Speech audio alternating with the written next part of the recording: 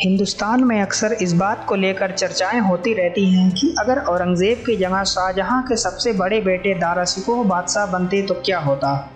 इसको लेकर कई बातें बताई जाती हैं और कयास लगाए जाते हैं।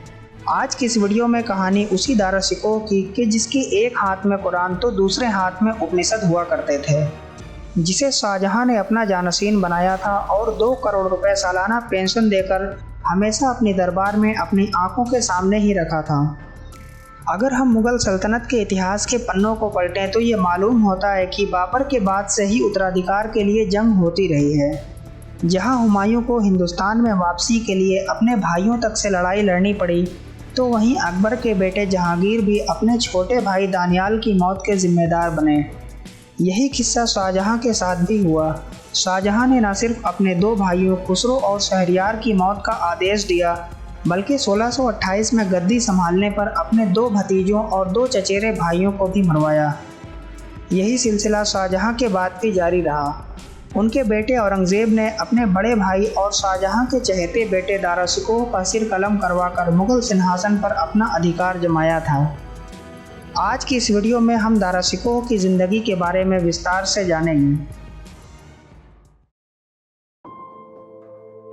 दारा शिकोह का जन्म राजस्थान के ज़िले अजमेर में हुआ था। वह मुग़ल बादशाह शाहजहां के सबसे बड़े और चहेते बेटे थे। दारा शिकोह एक बहुत बहुअयामी और जटिल व्यक्ति थे। एक तरफ उन्हें सूफी संतों और ऋषियों से ज्ञान हासिल करने में काफ़ी रुचि थी और वह अपना काफ़ी समय ऐसे ही लोगों के साथ बिताते थे, तो दूसरी तरफ प्रशासनिक और सैन्य मामलों में उनकी कोई रुचि नहीं थी। ये आत्मा और परमात्मा में क्या अंतर है? मूलतः दोनों में कोई अंतर नहीं होता है। उनकी लिखी हुई मशहूर किताब मजमून बहरैन the confluence of two seas में उन्होंने मुस्लिम और हिंदुइज्म के बीच समान कड़ियों का जिक्र किया है। वो सभी मज़हब को एक ही नज़रों से देखा करते थे। वह लाहौर के मशहूर कादरी सूफी संत मियाँ मीर के अनुयायी भी थे। मियाँ मीर का सभी समुदायों में इतना सम्मान था कि उन्हें सिखों द्वारा अमृतसर में स्वर्ण मंदिर की बुनियाद रखने के लिए आमंत्रित किया गया था। बाद में दारा शिकोह ने 7वें सिख गुरु हर राय के साथ भी अपनी दोस्ती बनाई थी। शाहजहां को दारा इतने पसंद थे कि वो हमेशा अपने वली अहद को फौजी महाजों पर भेजने से कतराते रहे और हमेशा उन्हें अपनी आंखों के सामने अपने दरबार में ही रखा। ठीक इसके उलट औरंगज़ेब को किसी भी फौजी महाजों पर भेजने में उन्हें कोई संकोच नहीं था। महज 16 वर्ष की उम्र में औरंगज़ेब को दक्कन में एक बड़े सैन्य अभियान का नेतृत्व करने के लिए भेजा गया था, जो कि उस समय मुग़लों के लिए काफ़ी खतरनाक जगह हुआ करती थी। इसी तरह मुराद बख्श को गुजरात और शाह शुजा को बंगाल भेजा गया था, लेकिन इसके ठीक उलट उन्होंने अपने सबसे अजीज़ बेटे दारा को हमेशा अपने दरबार में अपनी आंखों के सामने ही रखा, जिसका नतीजा ये हो रहा था कि ना तो उन्हें जंग का तजुर्बा हो रहा था और ना ही हुकूमती मामलों का। वो दारा को अपना जानशीन बनाने के लिए इस हद तक बेचैन थे कि उन्होंने दरबार में एक ख़ास समारोह का आयोजन किया और उन्हें अपने पास तख्त पर बैठाया और उन्हें शाह बुलंद इकबाल का लक़ब दिया और ऐलान कर दिया कि उनके बाद दारा शिकोह ही हिंदुस्तान के तख्त पर बैठेंगे। दारा को एक शहजादे के रूप में शाही खजाने से 2 लाख रुपए एक मुश्त दिए गए और हर रोज़ 1000 रुपये दिए जाते थे। नादिरा बानों से दारा शिकोह की शादी मुग़ल इतिहास की सबसे महंगी शादी मानी जाती है। शादी में उस ज़माने में 32 लाख रुपए खर्च हुए थे, जिसमें से 16 लाख रुपए दारा की बड़ी बहन जहां आरा बेगम ने दिए थे, क्योंकि दारा उनके भी बहुत करीब थे। उस समय उनकी मां मुमताज़ महल गुजर चुकी थी और जहां आरा बेगम बादशाह बेगम बन गई थी। अपनी पत्नी की मौत के बाद शाहजहां पहली बार किसी सार्वजनिक समारोह में भाग ले रहे थे। ये शादी 1 फरवरी 1633 को हुई थी और 8 फरवरी तक दावतों का सिलसिला जारी रहा। इस दौरान रात को दिल्ली में इतने पटाखे छोड़े गए और इतनी रोशनी की गई कि ऐसा लगा कि रात में ही दिन हो गया हो। कहा जाता है कि शादी के दिन पहने गए दुल्हन के जोड़े की ही कीमत 8 लाख रुपए थी। 28 मई 1633 को लाल किले में एक बहुत ही नाटकीय घटना हुई, जिसका असर कई सालों बाद दिखाई दिया।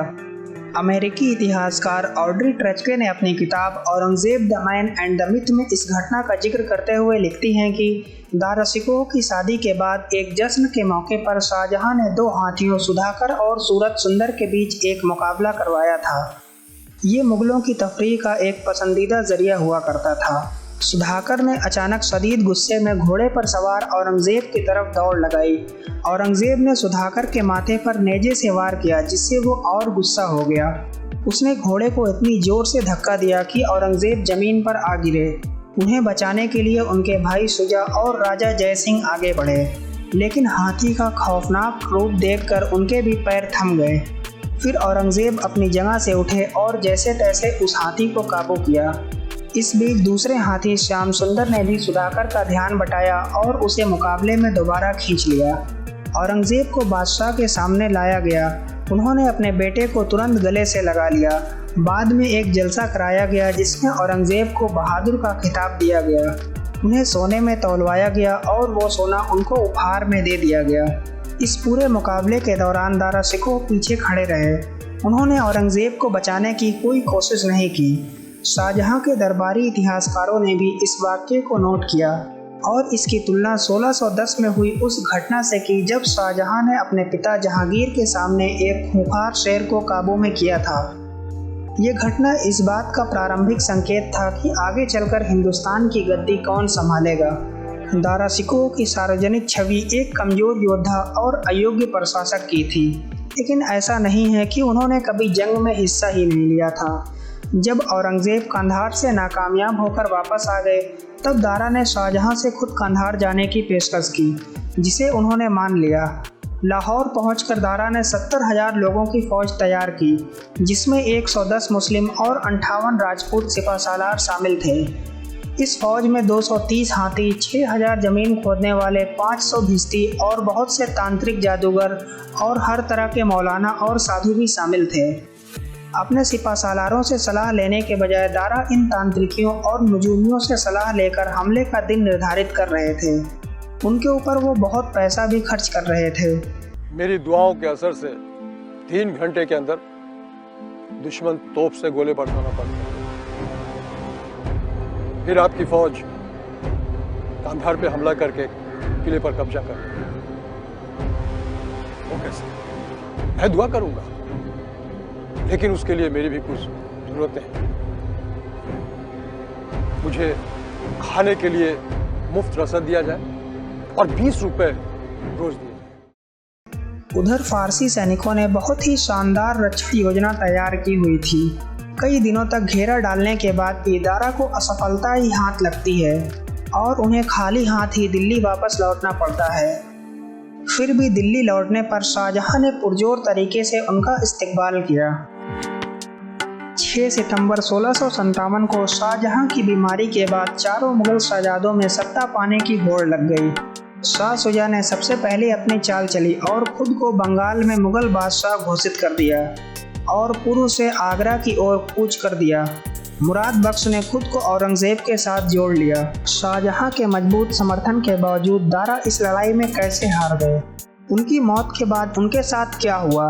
क्यों दिल्ली के बाजारों में दुनिया के सबसे अमीर शहजादे को गंदे कपड़ों में परेड कराया गया? ये सब आपको बताएंगे इस वीडियो के दूसरे पार्ट में। फिलहाल इस वीडियो को यहीं ख़त्म करते हैं। वीडियो पसंद आई हो तो वीडियो को लाइक करना ना भूलें और ऐसी ही हिस्टोरिकल और नॉलेजेबल वीडियोज़ देखने के लिए हमारे चैनल को सब्सक्राइब कर लें। शुक्रिया।